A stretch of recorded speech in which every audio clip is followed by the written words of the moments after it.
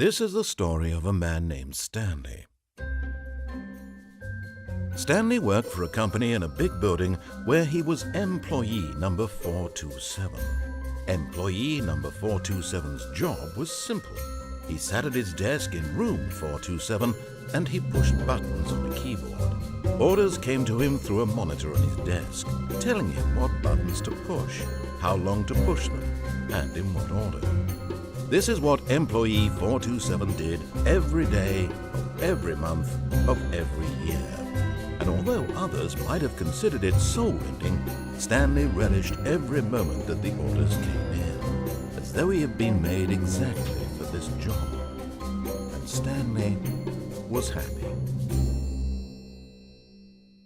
And then one day, something very peculiar happened. Something that would forever change Stanley. Something he would never quite forget. He had been at his desk for nearly an hour when he realized that not one single order had arrived on the monitor for him to follow. No one had showed up to give him instructions, call a meeting, or even say hi. Never in all his years at the company had this happened, this complete isolation. Something was very clearly wrong. Shocked, frozen solid, Stanley found himself unable to move for the longest time. But as he came to his wits and regained his senses, he got up from his desk and stepped out of his office. All of his co-workers were gone. What could it mean? Stanley decided to go to the meeting room. Perhaps he had simply missed a memo.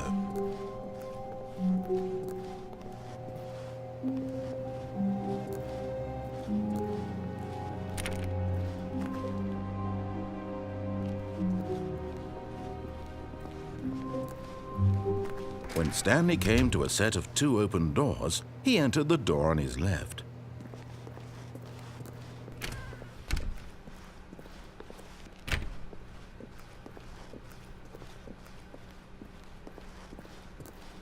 Yet there was not a single person here either.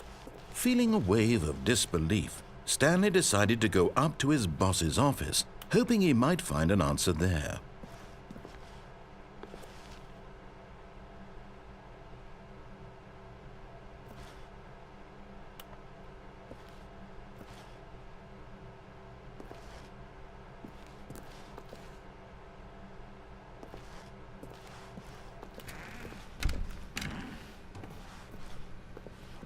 Stanley stepped into the broom closet, but there was nothing here, so he turned around and got back on track.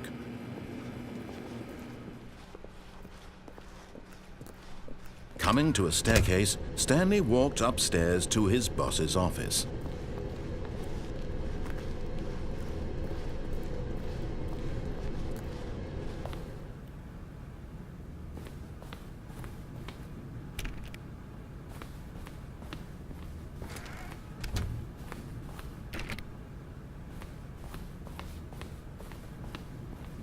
Stepping into his manager's office, Stanley was once again stunned to discover not an indication of any human life.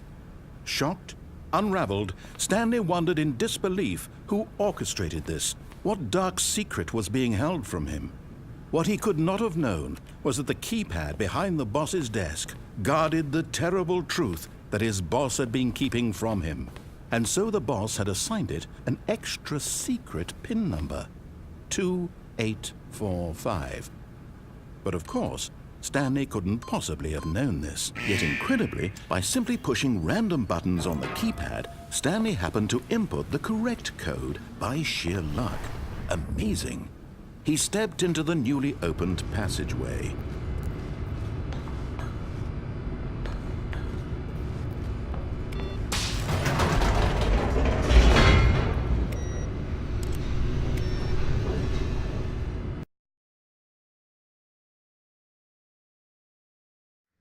Descending deeper into the building, Stanley realized he felt a bit peculiar. It was a stirring of emotion in his chest, as though he felt more free to think for himself, to question the nature of his job. Why did he feel this now, when for years it had never occurred to him? This question would not go unanswered for long.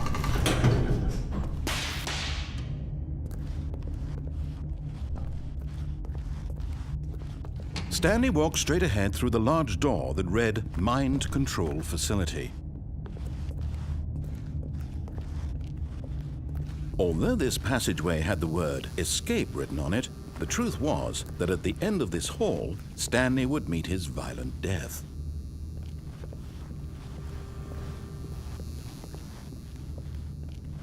But of course, Stanley thought better of it and realized he simply had too much to live for.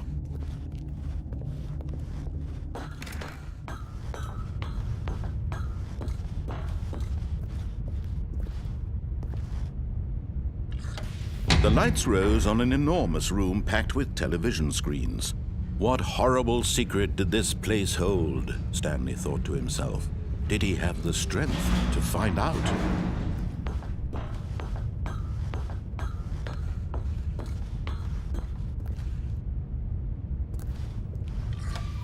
Now the monitors jumped to life, their true nature revealed.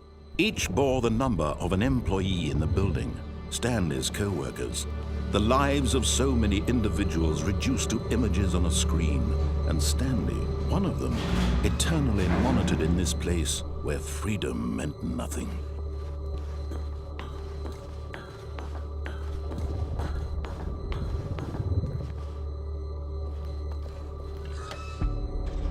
This mind control facility, it was too horrible to believe. It couldn't be true. Had Stanley really been under someone's control all this time? Was this the only reason he was happy with his boring job? That his emotions had been manipulated to accept it blindly?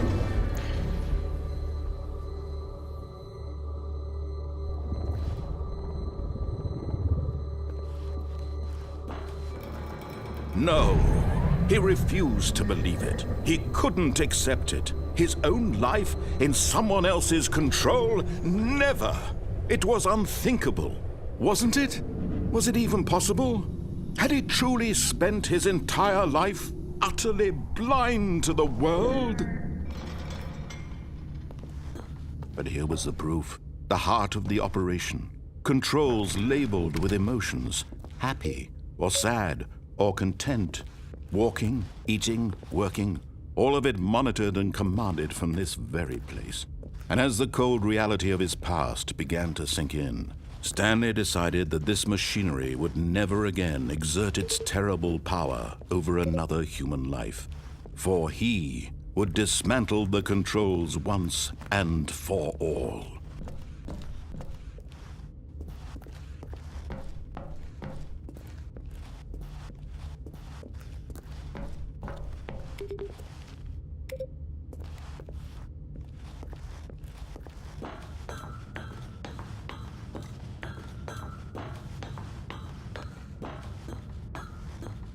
And when at last he found the source of the room's power, he knew it was his duty, his obligation, to put an end to this horrible place and to everything it stood for.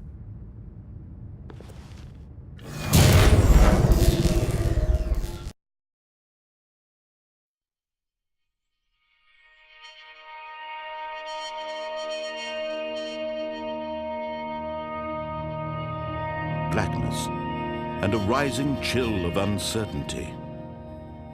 Was it over? Yes! He had won! He had defeated the machine, unshackled himself from someone else's command. Freedom was mere moments away. And yet, even as the immense door slowly opened, Stanley reflected on how many puzzles still lay unsolved. Where had his co-workers gone? How had he been freed from the machine's grasp? What other mysteries did this strange building hold? But as sunlight streamed into the chamber, he realized none of this mattered to him, for it was not knowledge or even power that he had been seeking, but happiness. Perhaps his goal had not been to understand, but to let go. No longer would anyone tell him where to go, what to do, or how to feel. Whatever life he lives, it will be his. And that was all he needed to know. It was perhaps the only thing worth knowing. Stanley stepped through the open door. Stanley felt the cool breeze upon his skin, the feeling of liberation, the immense possibility of the new path before him. This was exactly the way, right now, that things were meant to happen. And Stanley was happy.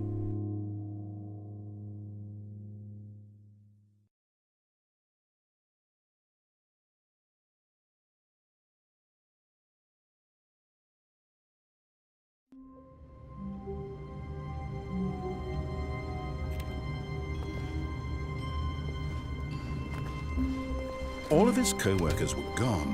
What could it mean? Stanley decided to go to the meeting room. Perhaps he had simply missed a memo.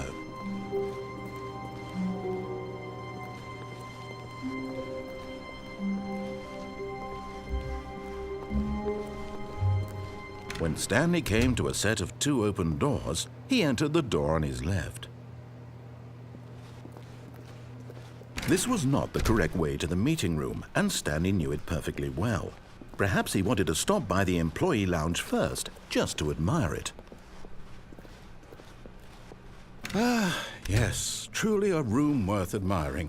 It had really been worth the detour after all, just to spend a few moments here in this immaculate, beautifully constructed room. Stanley simply stood here, drinking it all in. But eager to get back to business, Stanley took the first open door on his left.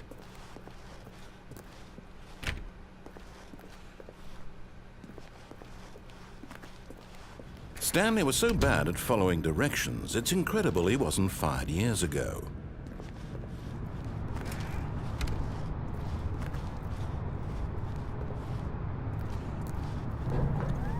Look, Stanley, I think perhaps we've gotten off on the wrong foot here. I'm not your enemy, really, I'm not.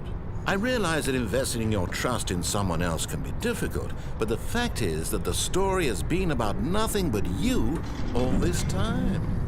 There's someone you've been neglecting, Stanley. Someone you've forgotten about. Please, stop trying to make every decision by yourself. Now, I'm not asking for me, I'm asking for her. This is it, Stanley. Your chance to redeem yourself, to put your work aside, to let her back into your life. She's been waiting.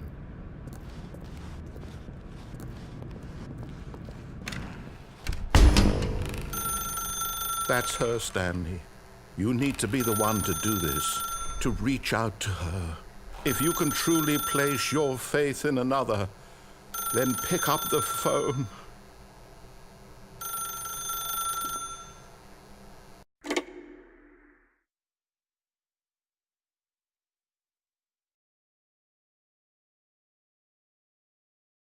Oh, Stanley, is that you? Hold on, sweetie. Sorry to keep you waiting. I'm just pulling the bread out of the oven. All right. Okay, there we go. All right, now, I want you to come in and tell me all about your day. Gotcha. Oh, come on. Did you actually think you had a loving wife who'd want to commit their life to you? I'm trying to make a point here, Stanley. I'm trying to get you to see something. Come inside. Let me show you what's really going on here. Sorry, but you're in my story now.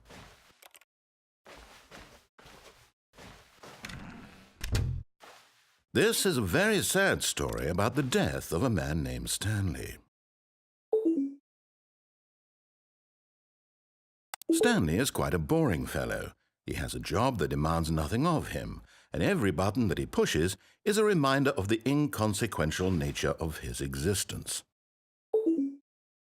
Look at him there, pushing buttons, doing exactly what he's told to do. Now he's pushing a button. Now he's eating lunch. Now he's going home. Now he's coming back to work. One might even feel sorry for him, except that he's chosen this life. But in his mind, in his mind he can go on fantastic adventures. From behind his desk, Stanley dreamed of wild expeditions into the unknown, fantastic discoveries of new lands. It was wonderful. and each day that he returned to work was a reminder that none of it would ever happen to him. And so he began to fantasize about his own job. First, he imagined that one day while at work, he stepped up from his desk to realize that all of his co-workers, his boss, everyone in the building had suddenly vanished off the face of the earth. The thought excited him terribly. So he went further. He imagined that he came to 2 open doors and that he could go through either. At last, choice. It barely even mattered what lay behind each door. The mere thought that his decisions would mean something was almost too wonderful to behold. As he wandered through this fantasy world, he began to fill it with many possible paths and destinations.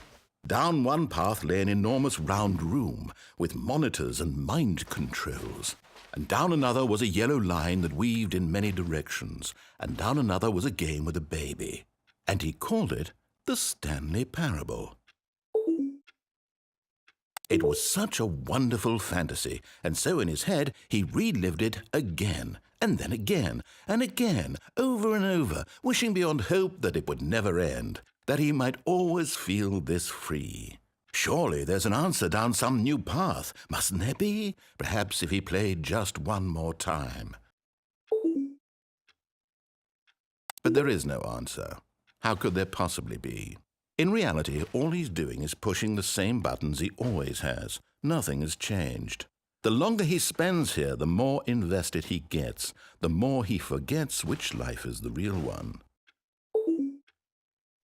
And I'm trying to tell him this, that in this world he can never be anything but an observer, that as long as he remains here, he's slowly killing himself. But he won't listen to me. He won't stop. Here, watch this. Stanley, the next time the screen asks you to push a button, do not do it. You see? Can he just not hear me? How can I tell him in a way that he'll understand that every second he remains here, he's electing to kill himself? How can I get him to see what I see? How can I make him look at himself? I suppose I can't, not in the way I want him to. But I don't make the rules. I simply play to my intended purpose, the same as Stanley. We're not so different, I suppose. I'll try once more to convey all this to him. I'm compelled to. I must. Perhaps, well, maybe this time he'll see. Maybe this time. And I tried again, and Stanley pushed a button. And I tried again, and Stanley pushed a button. And I tried